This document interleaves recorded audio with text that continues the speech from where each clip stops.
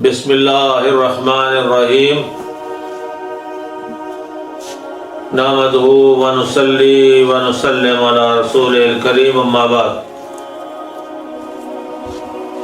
آج 21 رمضان المبارک ہے اور 1445 ہجری کے رمضان المبارک کا آخری عشرہ شروع ہو چکا ہے۔ ویسے تو سارا رمضان نیکیوں کا خزانہ ہوتا ہے، لیکن آخری عشرہ نبی کریم صلی اللہ علیہ وسلم نے امت کو جو تعلیم دی اس کے مطابق عبادات کا خصوصی اہتمام کرنا چاہیے۔ حضور نے فرمایا کہ لیلۃ القدر کو ان آخری عشرے کی تاک راتوں میں تلاش کرو۔ حضور خود بھی شب بیداری فرماتے، اپنی امت کے لیے شب بیداری کی تعلیم فرماتے۔ دوسرا، یہ عشرہ جشن نزول قرآن کا بھی عشرہ ہے۔ قرآن مجید فرقان حمید کے نزول کی دو قسمیں، ایک اجمالی اور ایک تفصیلی۔ تفصیلی نزول تو 23 سال میں موقع محل کے مطابق ہوتا رہا، لیکن نزول اجمالی عرش الہی سے عرش آسمان دنیا تک جو فرشتوں کو سونپا گیا، اس کے لیے علماء کا اتفاق ہے، مفسرین کی زیادہ رائے ہے کہ وہ 27 رمضان مبارک لیلۃ القدر یعنی 27 رمضان کی رات کو نازل کیا گیا۔ تو گویا کہ اس لحاظ سے عشرہ جشن نزول قرآن بھی ہے۔ تیسرا فضیلت اس عشرے کو یہ حاصل ہے کہ لاکھوں معتکفین دنیا کے کونے کونے میں، بلکہ اربوں بھی کہیں تو مبالغہ نہیں ہوگا، اللہ کی عبادت کا جذبہ لے کر مساجد کے کونوں میں بیٹھ کر اللہ کی یاد اور اس کی تڑپ لے کر معتکف ہوتے ہیں۔ تو اس مہینے میں نیکی ویسے بھی کئی گنا بڑھ جاتی ہے، اس کا ثواب 70 گنا تک بڑھ جاتا ہے، لیکن آخری عشرہ میں اس کا ثواب اس سے بھی زیادہ فضول تر ہوتا ہے۔ اسی عشرے کے متعلق آیا کہ اللہ ہر رات بے شمار، مثال تو بنو کلب کی بکریوں سے دی گئی ہے، وہ خاندان تھا جس کی بے شمار بکریاں تھیں، اور پھر ان کے بالوں سے تشبیہ دی گئی کہ بنی کلب کی بکریوں کے بالوں سے بھی زیادہ اللہ تعالیٰ گناہگاروں کو جہنم سے آزاد فرماتے ہیں۔ اللہ کی رحمت بندوں کے قریب تر ہوتی ہے۔ کوئی ہے مجھ سے معافی مانگنے والا، میں خدا اس کے گناہ معاف کروں۔ کوئی ہے مجھ سے رزق طلب کرنے والا، میں خدا اس کو رزق دوں۔ کوئی ہے کسی مصیبت میں مبتلا شخص کہ اس کو چھٹکارا دیا جائے، ہلاکہ اس طرح اللہ کی رحمت بندوں کو پکارتے رہتے ہیں حتیٰ کہ طلوع فجر تک۔ یہ ساری فضیلتیں اس عشرے کے متعلق ہیں۔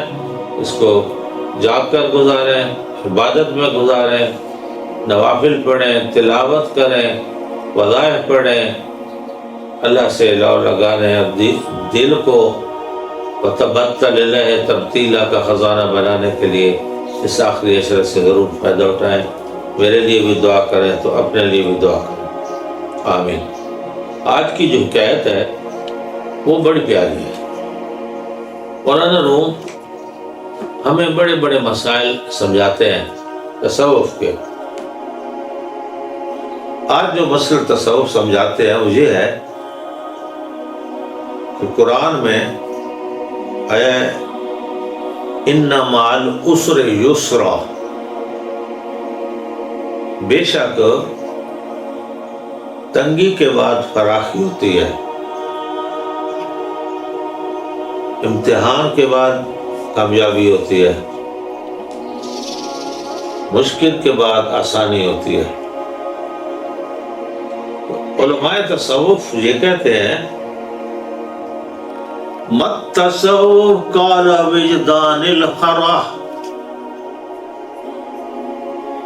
مت تصوف قال وجدان الفرا بالقواد عند اتیان الطرح۔ فرمایا اے تصوف کی منزلوں کو طے کرنے والے، اے تصوف سیکھنے والے، تصوف کیا ہے سمجھے نا؟ فرمایا پھر جو ہے نا فواد عند اتیان الطرح، جب اللہ کی طرف سے تمہیں امتحان میں ڈالا جائے نا تو تیرا دل مغموم نہیں ہونا چاہیے۔ ایک عام سی بات ہے کہ وہ رب جو ہزار نعمتیں دیتا ہے، ہزار نعمتیں دیتا ہے، بلکہ بے شمار نعمتیں دیتا ہے۔ شیخ سعدی تو اس کو اس طرح کہتے ہیں کہ ہر سانس میں 2 نعمتیں موجود ہیں۔ باہر نکالے تو پھر بھی وہ زندگی بڑھانے والا ہوتا ہے، نائٹروجن باہر نکالتا ہے، اندر لے جائیں تو آکسیجن لے جاتا ہے، زندگی بڑھانے والا ہے۔ ہر سانس میں اللہ کی 2 نعمتیں ہیں، ہر نعمت پہ شکریہ واجب ہے۔ اب اندازہ لگائیں، ایک ہی نعمت کا ہم احسان نہیں چکا سکتے۔ باہر والا باہر رہ جائے تو پھر بھی آدمی ختم، اندر والا اندر رہ جائے تو پھر بھی آدمی ختم۔ جب ایک سانس میں 2 نعمتیں واجب ہیں اور اللہ اتنے سانس بغیر جو ہے نا کسی خرچے کے آپ کو اور مجھے عطا کر رہا ہے، اگر اس اللہ کی طرف سے تصوف والے کہتے ہیں کوئی آزمائش آ جائے، سختی آ جائے تو اس کو خندہ پیشانی کے ساتھ پریشان جو ہے نا گزارے، شکوے نہ کرے، شکایتیں نہ کرے۔ فرمایا اے اللہ تو ہی میرے حال کو بہتر جانتا ہے، تو اسی میں راضی ہے، راضی ہیں ہم اسی میں جس پہ تیری رضا۔ امام حسین کا کلمہ ہے، راضی ہیں ہم اسی پہ جس پہ تیری رضا۔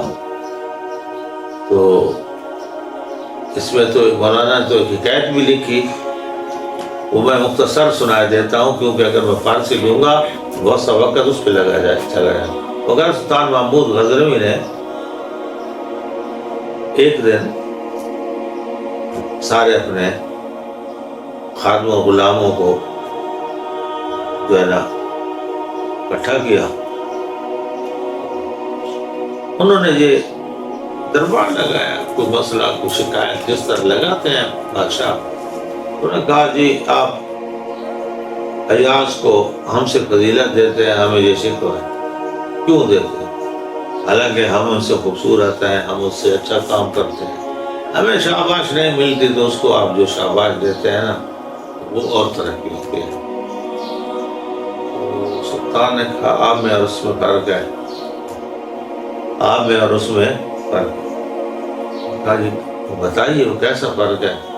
اب فرمایا چلو پھر کسی دن آپ کو بتائیں گے، آج نہیں بتاتے۔ ایک دن سلطان نے دعوت کر ڈالی سب کی، سب اپنے ملازموں کی، غلاموں کی، محل میں رہنے والے خادمین کی دعوت کر دی۔ اس میں آخر میں اس نے سب کو خربوزہ پیش کیا۔ تو وہ جو باورچی تھے نا انہوں نے کہا تھا پلیٹ میں 2 3 جو ڈلیاں ہیں نا خربوزوں میں، وہ تم میں آپ سمجھتے ہیں تم میں، ہاں جی گڑوبا تم کہ اپنی زبان ہے نا اس کی بھی شامل کر دینا۔ خربوزہ بڑے مزے سے کھایا سب نے، جب تمہیں کی باری آئی نا تھو باورچی کو کوسا، کون تھا الو کا پٹھا بھائی جس نے بادشاہی دعوت کو خراب کر دیا، یہ وہ ہے۔ سلطان دیکھتا رہا، سلطان دیکھتا رہا، سب کے چہرے کے تاثرات بھی ملاحظہ کرتا رہا۔ عیاض بڑی خوشی سے مسکرا کے کھاتا رہا، دوسرے شکوے کرتے رہے۔ تو سلطان نے پوچھا بھائی کیا بات ہے، کیوں آپ لوگ بڑے سیکھ پا رہے ہیں. دیکھتے نہیں ہیں جی شاہد باورچی نے آپ کی دعوت کو خراب کر دیا ہے اور یہ آپ کی دعوت میں خربوزے کے ساتھ جو ہے نا خرما شامل کر دیا ہے اور سب دعوت کا مزہ ہی خراب کر دیا ہے, تو کڑوی کر دی ہے اس نے دعوت. انہوں نے کہا ایاز آپ کو آپ میرے سامنے تھے, میں دیکھتا رہا, تو آپ نے تو کوئی آپ کی پلیٹ میں کوئی جو ہے نا یہ کڑوا تما نہیں تھا یا یہ سارے خربوزے تھے یا میٹھا تھا. آپ کے چہرے سے تو کوئی مجھے پتہ نہیں چلا کہ کوئی ناروا چیز کھلائی گئی ہے. کہا جی میری پلیٹ میں بھی وہی تھا جو ان کی پلیٹ میں تھا. کہا تو پھر یہ تیرے چہرے سے تو ایسے کوئی تاثرات نہیں آئے. اس نے کہا جی میں یہ سمجھ کر کھاتا رہا کہ جو ہاتھ ہر روز میٹھا دیتا ہے, سنیے, جو ہاتھ ہر روز میٹھا دیتا ہے اگر ایک دن کڑوا دے دے تو شکایت کیوں کرے, وہ بھی ہنس کے کھا لے. جو اللہ اتنی نعمتیں دیتا ہے, اتنی نعمتیں دیتا ہے, اگر تھوڑی سی تکلیف آ جائے تو ہم شکوے کرنے پہ آ جاتے ہیں. مولانا کیا کہتے ہیں, عبرت است این قصہ جا مرترا تا شوی راضی تو در حکم خدا. آپ فرماتے ہیں یہ قصہ میں بیان کر رہا ہوں اس لیے کہ اللہ کی جو تقدیر ہے اس پر تو راضی رہے, خوش رہے. تاکہ زیرک باشی ہو نیک و گما چو ببینی واقعہ بدناگاہ, کہ اگر تو کو واقعہ ناگہاں ناگوار دیکھ لے تو خوشی کے ساتھ وہ برداشت کر, شکوے شکایتیں نہ کر. ذاکے گل گر برگ بار گش میں کنی خندہ نہ گزارت نہ گردد جو ہے نا منتنی. فرمایا پھول جو ہوتا ہے نا, پھول اگر اس کی جو پتیاں ہیں نا, پتیاں پھول میں بھی ہو تو مسکراتی ہیں. کیا مثال دی, سبحان اللہ. پتیاں ہیں نا گلاب کی, گلاب کے پھول میں دیکھیں تو مسکرا رہی ہوتی ہیں, لہذا لہذا کر رہے ہیں پلیٹ میں تو پھر بھی مسکرا رہی ہوتی ہیں. ہاں جی, کبھی انہوں نے رنگ نہیں بدلا, کبھی انہوں نے شکوہ نہیں کیا. کیوں؟ پھول کی پتیاں ہیں نا. ہچیا تو جاوا گردت در کدا تو یقیدہ کر خریدت ازبرا. فرمایا وہ جو اللہ کی قضا کے ساتھ تجھے ملا ہے اس پہ تعصب نہ کر, سمجھے نا. ہو سکتا ہے اس چھوٹی سی مصیبت کے بدلے اللہ تعالیٰ نے تیری بہت بڑی مصیبت ٹال دی ہو. تصوف آ گیا نا. تو تھوڑے سے اسر کو شکایتوں اور شکووں میں نہ ڈال. تھوڑی سی مصیبت کے بدلے اللہ تعالیٰ بہت سے فراخی عنایت فرمائے گا. آئیں کا بشرا اکابی دا کے ہو در ربود از موضع رازا از نکوخو. کہ وہ قصہ نہیں سنا تو نے عقاب کا؟ عقاب نے جھپٹ کر حضور کا جوتا اٹھایا تو حضور تھوڑے مغموم ہوئے کہ ایک عجیب بات ہے, میری امت کا ایک ادنا پرندہ میرے ساتھ یہ سلوک کر رہا ہے.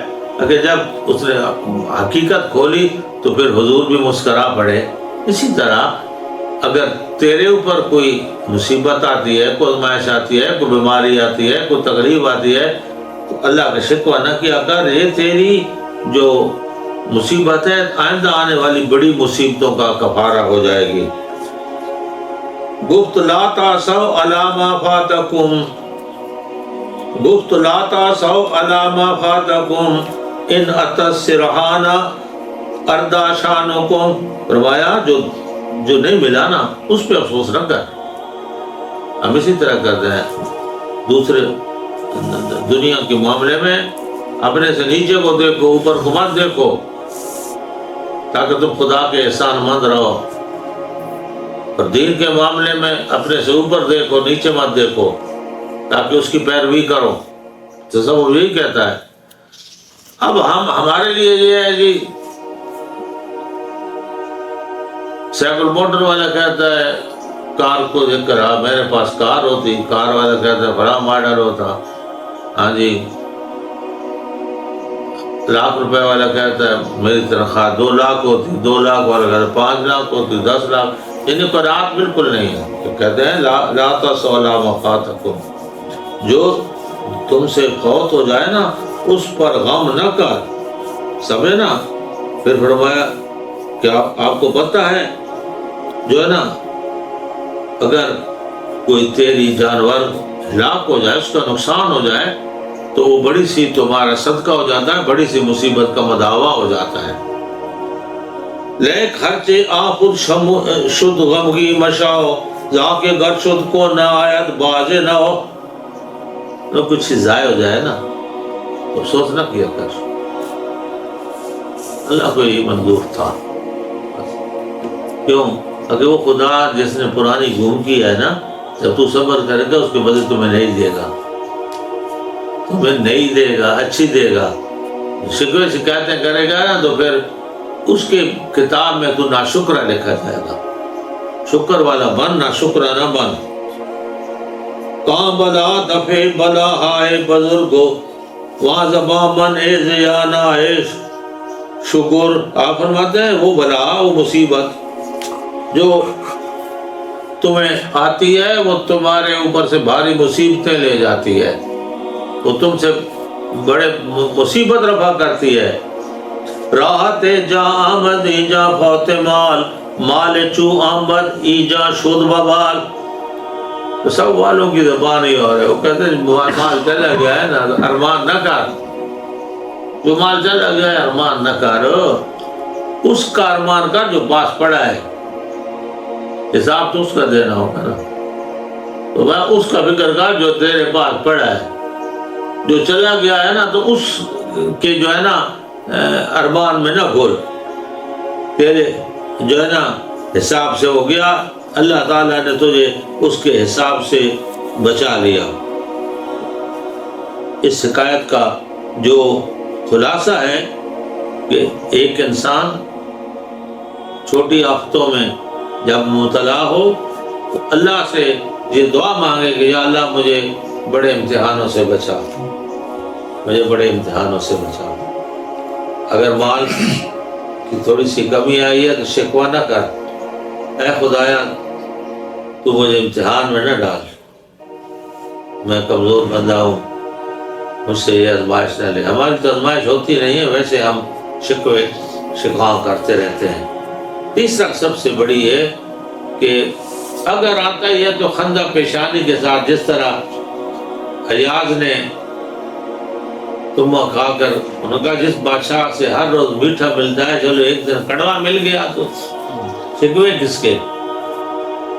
اس بندے میں جو شکر گزار ہوتا ہے تکلیفوں میں، وہ اللہ کا قرب زیادہ حاصل کرتا ہے، اللہ کے نزدیکی زیادہ حاصل کرتا ہے. آپ نے بے شک پڑھ لے، زندگیاں پڑھتے ہیں، اس پہ کبھی غور نہیں کیا. ہمارے پیغمبر صلی اللہ علیہ وسلم فرماتے ہیں سب سے زیادہ اللہ تعالیٰ نے مجھے امتحانوں میں مبتلا کیا لیکن صبر بھی عنایت فرمایا.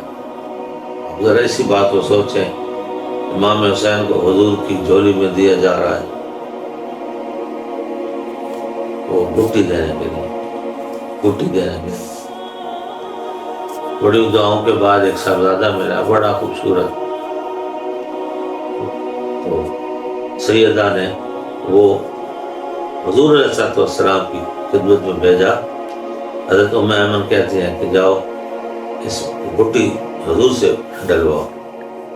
تو جو جب حضور نے طریقہ سنا یہ شاید حضور یہ اس سے بچے گٹی دی جاتی ہے، تو حضور علیہ السلام سے ہٹ کر اپنی زبان مبارک حضرت کے حسین کے منہ میں رکھی اور رو پڑے. انہوں نے کہا ہمیں فضل ہے میرے خیال میں، یا رسول اللہ یہ تو خوشی کا مقام ہے، آپ مجھے انعام دے دے. اتنی مدت بعد ایک صاحبزادہ آئے تو آپ رو پڑے. آپ نے فرمایا ہاں ابھی مجھے جبرائیل امین نے آپ کو بتا دیا کہ آپ اس سے محبت کرتے ہیں. ہم محبت کرتا ہوں. فرمایا یہ تو کربلا کے میدان میں شہید کیا جائے.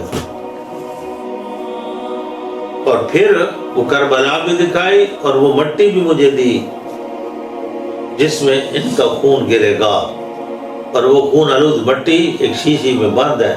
آپ نے حضرت عمر فضل کو دی اور فرمایا جس دن یہ خون ہو جائے گی اس دن یہ میرا لاڈلا شہید ہو جائے گا۔ یہ بات تو عام حدیثوں میں ہے۔ کہتے ہیں پھر حضور علیہ السلام نے ایک دعا مانگی، یا اللہ اس کو اس کربلا کے امتحان میں صبر عطا فرما۔ یہ کبھی نہیں کہا کہ اس کو یہ مصیبت ٹال دیں، یا اللہ اس کو صبر عطا۔ کتنے بڑے امتحان، شکوہ نہیں کیا، شکایت نہیں کی، روز دھوئے نہیں ہیں۔ یہ تو ہم پہ صبر ہے کہ رو رہے ہیں، سینہ کو بھی کر رہے ہیں۔ سیدہ فاطمہ حضرت عبداللہ بن عباس کہتے ہیں آل بیت کے بچے بچے کو پتا تھا کہ حضرت انہوں نے شہید ہو جانا ہے، بچپن ہی سے انہوں کو شہید کا نام دیتے تھے، لیکن کبھی یہ نہیں کہا یا اللہ ان کو اس امتحان کو ٹال دے۔ جس نے بھی دعا مانگی، حضرت علی نے دعا مانگی تو یا اللہ ان کو ثابت قدم رکھنا۔ سیدہ فاطمہ نے دعا مانگی زہرا رضی اللہ تعالیٰ عنہ، یا اللہ ان کو ثابت قدم رکھنا۔ ثابت قدمی کی دعا مانگی، مصیبت میں ٹلنے کی دعا نہیں مانگی۔ وہ صبر کے خلاف تھی، وہ نبوت کے آزمائش کے خلاف تھی، وہ خاندان نبوت کے خلاف تھی، اس لیے آپ نے کبھی بھی مصیبت ٹلنے کی دعا نہیں مانگی۔ وآخر دعوانا ان الحمدللہ رب العالمین۔